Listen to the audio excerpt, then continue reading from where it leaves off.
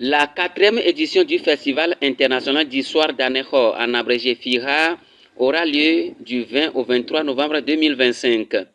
C'est un événement culturel organisé par la Fondation Akereburu and Partners, dont le directeur est Jeff Latevi Lawson, qui décortique ici le thème retenu cette année. Le choix de ce thème diversité, vous n'êtes pas sans savoir que la diversité nous rassemble, puisque ta culture est différente de ma culture, ta manière de voir les choses elle est différente de ce que je pense. Donc ça permet au peuple de se rassembler, ça permet à un dialogue franc. Donc tu penses la chose autrement, je pense autre chose de la chose, mais qu'allons-nous faire pour nous entendre sur un principe? Donc c'est une manière de ramener les peuples autour de la table pour un dialogue franc, un dialogue sincère, parce que nous parlons aujourd'hui de la paix. Si nous n'avons pas cette diversité, c'est que chacun a sa manière de vivre sa culture, de vivre les réalités dans son milieu. Mais cela ne nous divise pas, que cela nous rapproche plutôt, que cela nous amène autour de la table, autour d'un dialogue franc.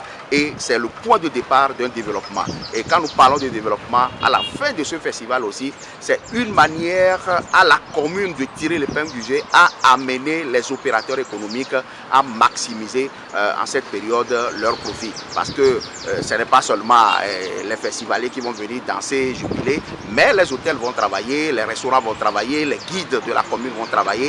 Et c'est une période où il y a beaucoup de mouvements avec les concerts que nous allons organiser. Il y a plusieurs concerts qui seront organisés, les conférences, débats et surtout le grand carnaval que nous avons l'habitude d'organiser chaque année avec tous les groupes du terroir et avec les brésiliennes que nous invitons également. Cette année, la ville invitée est Bassa et le pays invité est l'Égypte. La ville de Bassa, par sa tradition, surtout la danse du feu, la danse des princesses, et surtout en matière d'art culinaire, Bassa est une référence en matière d'igname. Quand nous prenons les ignames du Togo, pour ne pas faire de jaloux, d'autres préfectures aussi en cultivent aussi, mais à Bassar spécialement, vous avez l'igname qu'on appelle le laboko. Et c'est une spécialité de cette localité, puisque au cours du festival, nous valorisons la culture des peuples et nous valorisons l'art culinaire. Et c'est la vision même des plus hautes autorités de ce pays. Et c'est pourquoi chaque année, nous invitons une ville. Donc cette année, Bassar, nous allons transporter Bassar à Aného, pour découvrir un peu la culture de Bassa, découvrir un peu l'art culinaire de Bassa et permettre aux festivaliers de voir comment est-ce que les gens dansent dans le feu, puisque ce n'est pas donné à tout le monde de danser dans le feu.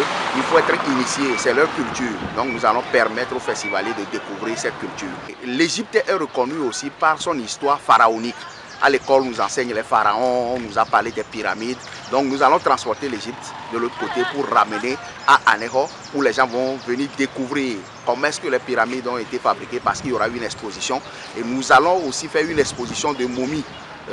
On a l'habitude de nous parler à l'école de la momification, comment conserver les morts et tout ça. Comment est-ce que les Égyptiens ont cette technicité de pouvoir conserver tout cela? Et les gens se posent des questions. Comment se fait-il que les hommes ont pu travailler dans cette architecture pour avoir des pyramides? Donc il y aura des expositions, il y aura des conférences, débats que les scientifiques vont nous expliquer un peu comment est-ce que ce génie ou cette architecture extraordinaire a été faite pour l'Égypte. Donc voilà quelques aspects que nous pouvons citer pour donner un fondement à l'invitation que nous lançons à l'Égypte. C'est un festival qui met en avant le marketing territorial et le développement économique local pour tous les opérateurs économiques, comme en témoignent Nick Hales et Coco. C'est vraiment un bon festival parce que ça met Aného sur la carte pour les visiteurs internationaux qui viennent.